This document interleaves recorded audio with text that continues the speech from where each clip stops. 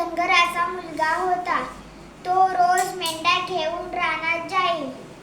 त्याला खोटे बोलायची सवय होती.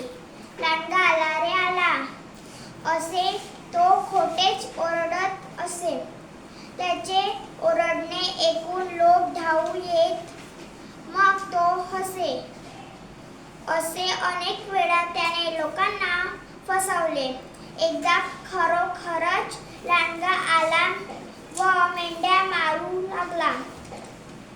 तो धावा रे धावा, लांडगा आला असे मोठ्याने ओरडू लागला. हा आजही गंमत करीत असेल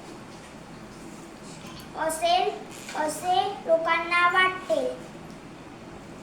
कोणाची धावून आले नाही. लांडग्याने त्याच्या सर्व मेंढ्या मारून टाकल्या.